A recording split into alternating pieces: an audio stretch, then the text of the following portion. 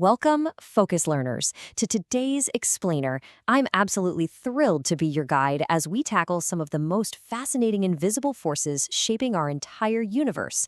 Today, we're stepping right into the classroom of the cosmos to master electric fields and electric field lines. My goal here, to take you from a basic concept you experience every single day, all the way to advanced exam-level physics without the headache.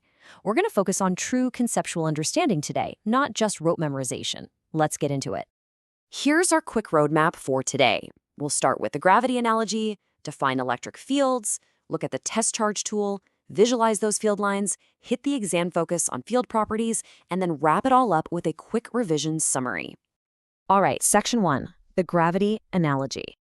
Okay, let's dive into this by anchoring our minds to a physical phenomenon we experience literally every single second of every single day.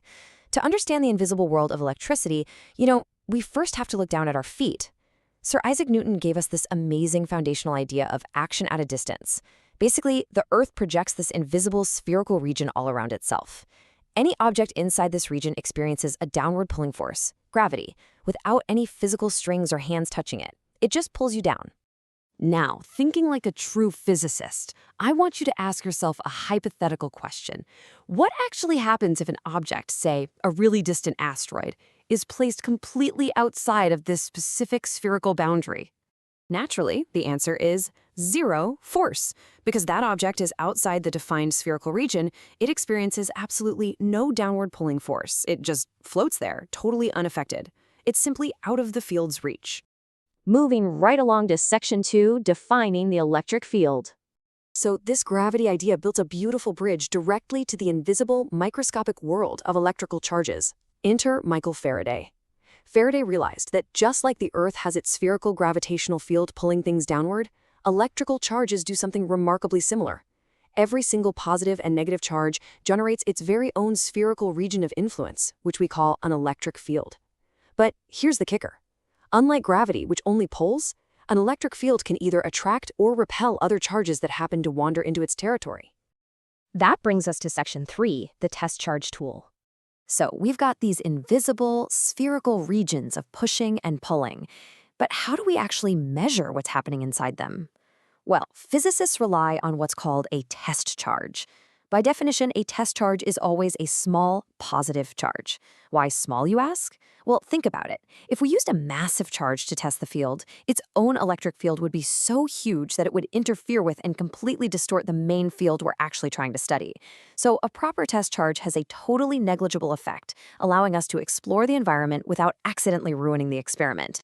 Following our earlier logic with gravity, what do you think happens if we place this tiny positive test charge perfectly outside the spherical boundary of a main electric charge?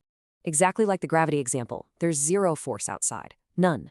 But the very millisecond that test charge steps inside the spherical boundary, bam, it gets hit. This attractive or repulsive push that it experiences inside the electric field is specifically known as an electrostatic force. All right, on to section 4, visualizing electric field lines. Now, let's translate these invisible pushes and pulls into something we can clearly map out and see. Here's the core behavior we really need to track. We already know that like charges repel and opposite charges attract. Since our tiny test charge is always positive, if we drop it near a large positive charge, it's going to be violently repelled and move straight outward. Conversely, if we drop it near a negative charge, the opposite attraction will pull it straight inward. So the absolutely crucial point here is that electric field lines simply trace the exact map of where that free-floating positive test charge travels. If you drop a positive test charge and literally trace its path with a pen, you've just drawn an electric field line. It always flows away from positive sources and inwards towards negative sources. Now for section 5, the exam focus on field properties. Understanding the concept is key, for sure, but here are the 6 golden properties you absolutely need to have locked down for your exams.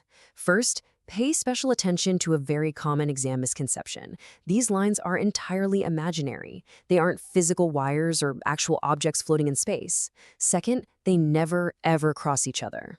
Third, density equals field strength. Fourth, they always meet a charged surface at a perfect 90-degree perpendicular angle. Fifth, A highly charged object will have many more lines drawn than a weakly charged one, so the number is proportional to magnitude. And finally, number 6, if a charge is completely alone in the universe, its lines stretch out to or come in from infinity. Let's look just a bit closer at property number 3 regarding density. Notice the spacing at point A. The lines are packed really tightly together, and that indicates a brutally strong electrostatic force. But over at point B, they've spread way out as they move further from the source. Spaced out lines just mean a very weak field. So, simply put, closer together means stronger, further apart means weaker. Easy enough, right? Let's wrap things up with section 6, a quick revision summary. We have unpacked a ton of fascinating physics today, going from apples falling on Newton's head all the way to the microscopic paths of test charges. Let's neatly tie our entire lesson together to lock everything into your long-term memory. We started with action at a distance, that mind-blowing idea that forces like gravity and electrostatics operate perfectly without any physical contact. Then we introduced our clever little test tool, the tiny positive charge, designed specifically not to mess up the fields it's trying to measure.